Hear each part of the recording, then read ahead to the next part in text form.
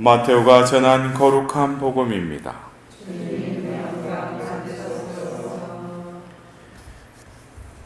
그때 예수님께서 사도들에게 말씀하셨다. 사람들을 조심하여라. 그들이 너희를 오해에 넘기고 회당에서 채찍질할 것이다. 또 너희는 나 때문에 총독들과 임금들 앞에 끌려가 그들과 다른 민족들에게 증언할 것이다. 사람들이 너희를 넘길 때 어떻게 말할까, 무엇을 말할까 걱정하지 마라. 너희가 무엇을 말해야 할지 그때에 너희에게 일러주실 것이다. 사실 말하는 이는 너희가 아니라 너희 안에서 말씀하시는 아버지의 영이시다. 형제가 형제를 넘겨 죽게 하고 아버지가 자식을 그렇게 하며 자식들도 부모를 거슬러 일어나 죽게 할 것이다. 그리고 너희는 내 이름 때문에 모든 사람에게 미움을 받을 것이다. 그러나 끝까지 견디는 이는 구원을 받을 것이다. 주님의 말씀입니다.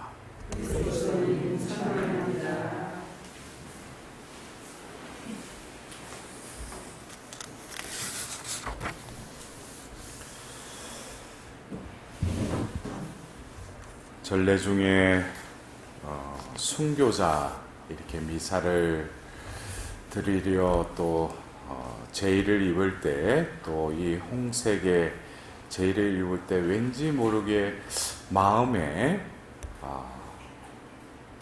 이 제의를 입지만 나에게는 그 순교의 믿음이 있는가. 어떤 때는 겉으로는 이렇게 피와도 같은 그 붉은 이 제의를 입으면서 어쩌면 자기의 목숨까지도 이렇게 내어 던지는 그 신앙. 오늘 하답송에 주님 제 목숨 당신 손에 맡기나이다. 여러분들 여기서 이 시편 저자가 말하는 주님 제 목숨 당신 손에 맡기나이다 라고 할 때 이 목숨이 자기 목숨을 맡기는 거예요.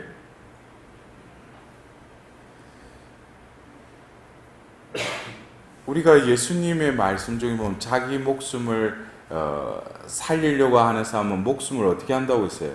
잃을 것이다 그랬죠. 그러나 나 때문에 복음 때문에 목숨을 잃는 자는 목숨을 얻을 것이다 그랬어요. 예수님께서 이제 순환을 앞두고 이제 그 제자들의 그 발을 씻기시고 나서 요한복음 14장에 나는 간다.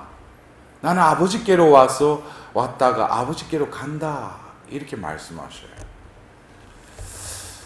우리 신앙의 그 삶은 어쩌면 주님 제 목숨 당신 손에 맡기나이다. 이것이 우리가 신앙의 선물을 받고 그 전에 믿음이 없을 때는 이 목숨이 내 것인 줄 알았어요.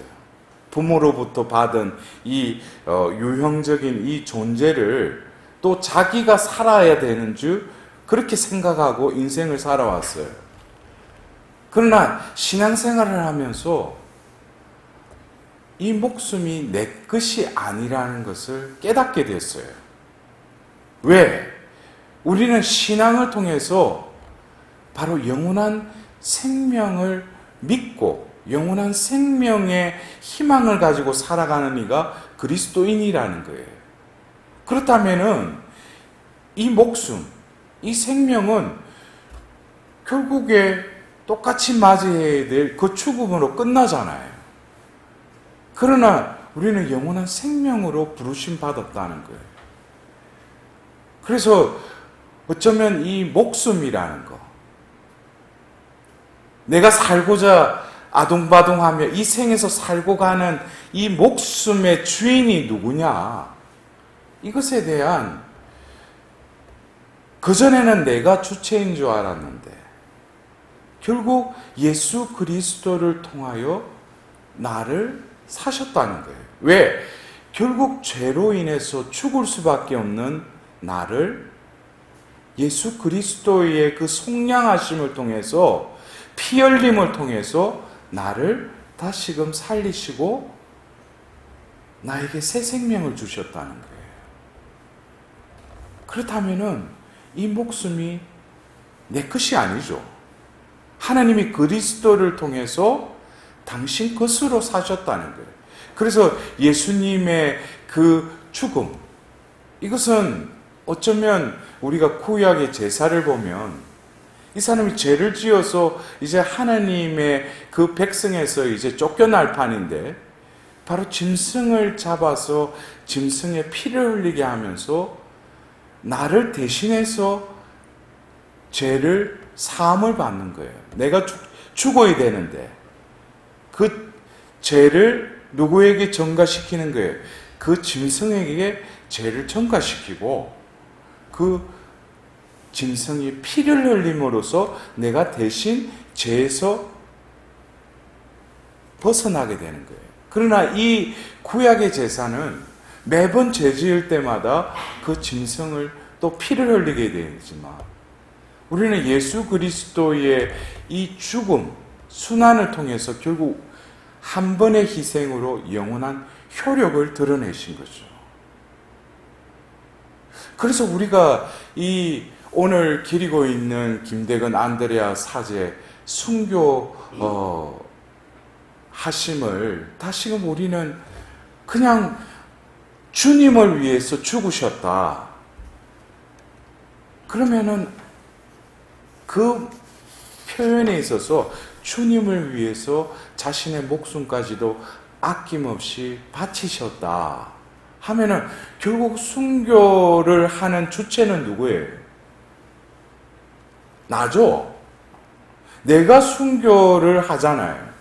그러나 여러분들, 순교는 자기가 할 수 없는 거예요. 왜? 우리에게는 본능이 있으니까. 본능을 뛰어넘는 신앙의 어떤 힘이 작용하지 않으면 순교를 받아들일 수 없다는 거예요.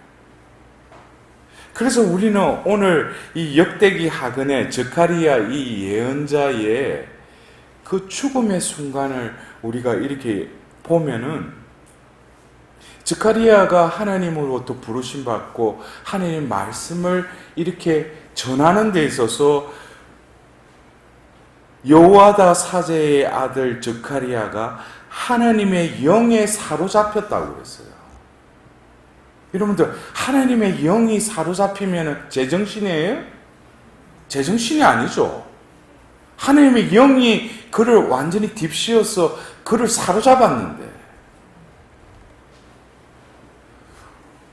오늘 복음에서 예수님께서 신앙을 증거할 그 자리에 가서 무엇을 말할까, 어떻게 말할까 걱정하지 말라고 그러죠. 그때 내가 어떻게 말할지, 어떻게 처신해야 될지 누가 해주신다는 거예요?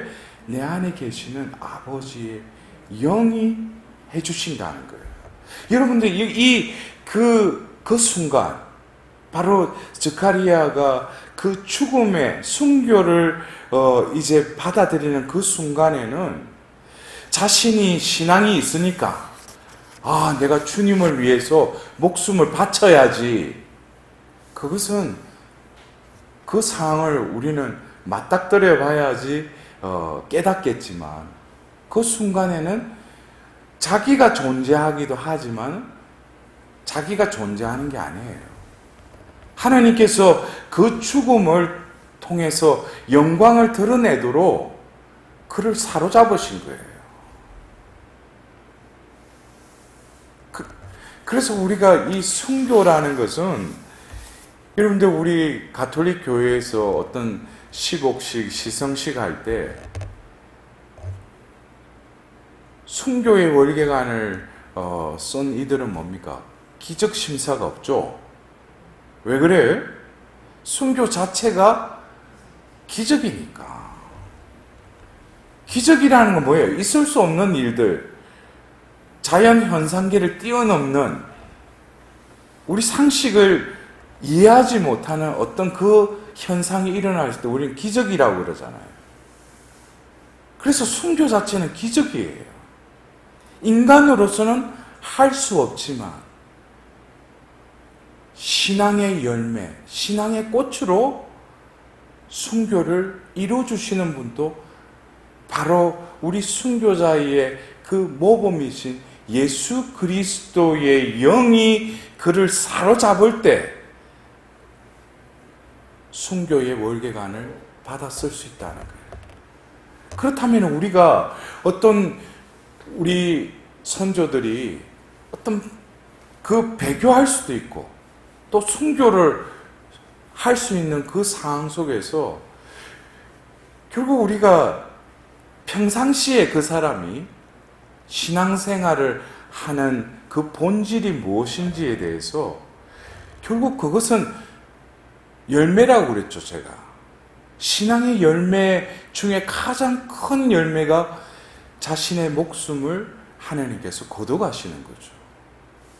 그러나 평상시에 신앙생활을 한다고 하면서 자신의 목숨을 구하기 위해서 하나님께 그 은총을 달라고 하는 사람이 있고, 어떤 사람은 자기 목숨이 결국 예수 그리스도를 통해서 거저 얻은 생명이라는 것을 깨달은 자들은 이제는 뭐겠습니까? 하나님 뜻대로 살도록 노력하는 거죠. 그런 영혼에게 있어서는 내 삶 역시 내 것이 아니라는 거예요. 하나님께서 모든 것을 주관하시고 하나님이 때가 되면은 나를 데려가시는데, 데려가는 그 순간은 결국 우리에게 있어서는 신앙의 또 다른 결과가 드러나는 것이죠. 그래서 우리가 뭐 신앙의 차원이 아니더라도 어떤 사람이 죽기 전에 그 죽음을 준비하는 그 순간에 이렇게 그 사람의 모습을 보면은 아, 그 사람이 평상시에 어떻게 살았는지를 엿볼 수 있어요. 병자 승사를 주로 어떤 이런 그 병원의 중환자실, 또 임종을 앞둔 이들 가서 이렇게 병자 승사나 기도하러 가잖아요. 그러면은 죽음을 맞이하는 게 다들 가지각색이에요. 근데 그 모습 속에 이 사람이 평상시에 어떻게 살았는지가 아주 집약되어서 나타나요. 그 사람이 자기를 위해서 겉으로는 신앙생활을 했다고 해놓고 자기 중심적인 삶을 산 사람은 그 죽음을 맞이하는데도 불안해. 그러나 신앙의 꾸러미를 풀고 그 안에 담겨진 영원한 생명을 맛보고 영원한 생명의 희망을 가지고 또 믿음의 의로움으로 살아가는 영혼들은 죽음을 아주 태연하게 맞아들여요.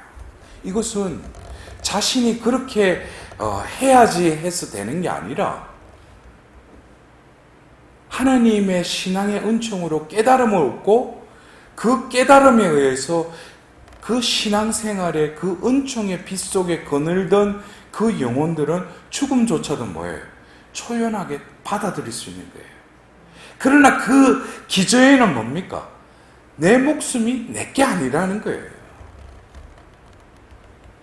하나님으로부터 받았었고 또 하나님께서 부르시니 하나님께 온전히 내어드리는 것이죠.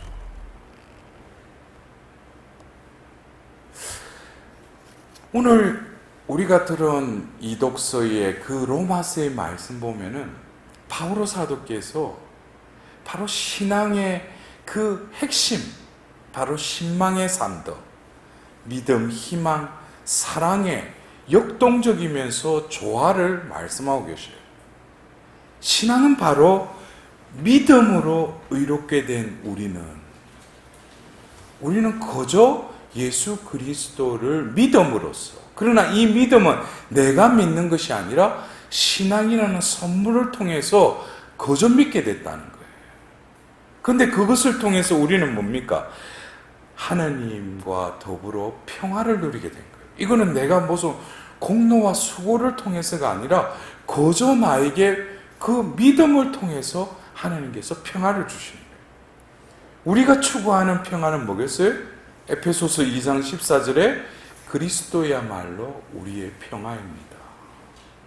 그리스도가 우리 가운데 머물기 시작하는 거예요. 그게 바로 그리스도인들의 평화이죠. 그리고 이 믿음과 더불어서 이 믿음 덕분에 우리는 그 은총 속으로 들어가는데 하나님께서는 또 신앙의 그 선물을 통해서 우리에게 무엇을 주셔요? 희망을 주신다는 거예요. 그래서 하나님 영광에 참여하는 희망을 자랑으로 여깁니다. 여기서 보면 믿음 나오죠? 희망 나오죠? 또 뭐가 또 빠졌어요? 사랑. 사랑은 반석과도 같은 거예요. 우리가 믿음의 삶을 살고 희망의 삶을 산다는 것은 바로 우리에게 사랑이 머물고 있기 때문이에요. 그래서 바오로 사도가 우리가 받은 성령을 통하여 하나님의 사랑이 우리 마음에 부어졌기 때문입니다 하면서 바오로 사도는 바로 환난, 인내, 수양, 이 희망으로 이어지는 그 과정을 또 말씀하고 계셔요. 이것은 바로 뭡니까? 신앙의 성숙의 단계예요. 우리가 왜 환난을 겪어야 돼요? 이것은 이 세상에서는 신앙생활을 하도록 이 세상이 우리를 가만놔두지 않아요. 왜 그래? 그것은 이 세상은 이미 하나님 대신에 또 다른 각자의 우상숭배의 삶을 살아가니까. 어떤 사람은 재물에 우상숭배를 하고 있어요. 어떤 사람은 권력에 우상숭배를 하고 있어요. 그것으로 삶의 그 기쁨과 의미를 찾는 것이 이 세상이에요. 각자에게 다들 또 다른 우상들이 있는 것이죠. 그러나 그 우상에서 벗어나게 하기 위해서는 우리가 초대교회의 야고보서나 베드로서를 통해서 끊임없이 믿음을 순수하게 하기 위해서 하나님께서 우리에게 무엇을 허락하십니까? 바로 시련을 허락하시는 거예요.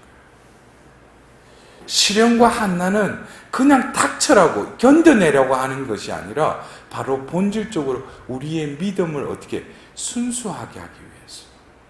용광로에 그 불순물이 가득한 그 철을 순철로 만들기 위해서 그 높은 온도의 그 과정을 겪어야 되듯이 우리의 믿음도 결국 환난을 통해서 이어지는 것이 뭡니까? 또 하나님께서 우리에게 인내의 덕을 닦게끔 말씀하시는 거예요. 그리고 이어서 우리의 존재가 하나님의 존재로 성화되기 위해서 우리를 트레이닝 시키시는 거예요. 그 수양을 또 닦게 하시는 거예요. 더불어서 그 수양을 통해서 우리는 어디로 나아가는 거예요? 우리가 희망하는 영원한 생명으로 나아가게 한다는 거예요. 이건 역시 다 어떤 과정이에요? 바로 신앙의 그 과정이기도 하다는 거예요. 그렇다면 바로 이 순교는 평상시에 이 사람이 믿음, 희망, 사랑에 이 향주덕에 대한 이 덕을 얼마나 쌓았는지. 그래서 우리는 25세의 그 약간의 그 한참 혈기가 왕성한 그때에 이 김대건 안드레아 신부님께서 순교의 월계관을 받으셨잖아요. 저는 어떤 때 한 해가 지나고 또 한 해를 맞이하는 그 대림 시기를 맞이할 때 한편으로는 하나님이 나에게 주신 이 신앙이 무르익고 이제 하나님 구원에 받기에 합당하다면은 올해를 안 넘기고 그냥 데려가셨으면 하는 그런 마음이 한켠에 있어요. 그러면서 또 새해를 맞이하면서 올해는 어떻게든지 하나님 구원을 받기에 합당한 영혼으로 다시금 유예 기간을 주시구나 라는 그런 마음으로 또 한 해를 맞이하는 거예요. 우리가 그렇지 않아요. 어떤 성인들 보면은 젊은 나이에 하나님께서 데려가시죠. 왜 그래요? 우리가 볼 때는 나이가 어리더라도 하나님 편에서는 뭡니까? 이미 구원에 합당한 상태이니까 데려가시는 거예요. 그렇다고 오해하지 마셔. 여기서 나이가 지긋이 드신 분들은 또 뭐예요? 복음을 전하라고 또 유예기간을 주시는 거니까. 그러나 중요한 것은 뭡니까? 제가 서두에 말씀드렸듯이 오늘 우리가 김대건 안드레아 그 성인의 그 마지막 순교의 월계관을 쓰신 것에 대해서 오늘 그 하답성에 제 목숨을 당신께 맡기나이다 라고 하는 그 시편 저자의 그 고백의 마음을 메아리처럼 내가 한번 느껴보자는 거예요. 내가 왜 이 자리에 있는가? 내가 왜 기도를 왜 하는가? 내가 왜 신앙생활을 하는가? 그것은 다른 게 있어서는 안 되죠. 그 목적은 내가 구원받기 위해서예요. 구원이라는 것은 내가 뭘 열심히 한다고 구원받는 것은 그리스도교에서의 구원관이 아니에요. 내가 구원받기 위해서는 누군가가 나를 구해줘야 돼요. 그래서 여러분들이 하나님께 자비를 구하는 거 아니겠어요? 내 힘으로는 안 되니까 하나님의 자비로 나를 구원해 달라고. 그러나 이 구원은 결국 하나님 보실 때 그를 구원하는 하나님의 그 심사 기준이라면 좀 표현이 그렇지만 그를 구원할 때 합당한 자는 어떤 자겠어요? 바로 이 목숨이 내 것이 아니라 하나님의 목숨이라는 것을 깨닫고 이 생을 통해서 하나님께 이 목숨을 다시금 되돌려 드리는 거예요. 그 목숨, 이 목숨은 죽음으로 끝나는 목숨이 아니라 예수 그리스도를 통하여 우리에게 영원히 살 수 있는 그 목숨, 그 목숨을 하느님께 온전히 내어드리는 거예요. 그래서 여러분들 오늘 우리가 기리는 이 김대건 안드레아 그 사제 순교자의 그 믿음을 본받아서 우리도 일상생활 안에서 자기가 살기 위해서 급급한 신앙을 또 다른 기능적인 액세서리로 그렇게 사는 것이 아니라 진정으로 신앙이 나에게 주어지는 그 축복이 내 삶을 이끌어갈 수 있도록 오늘 이 주일 미사를 봉헌하면서 다시금 신앙인의 유산을 상속을 우리가 이 생에서 한껏 누리며 살아갈 수 있도록 그래서 피는 흘리지 않더라도 백색의 순교의 영광을 우리도 다 받아 누릴 수 있도록 하나님께 자비를 구하도록 합시다.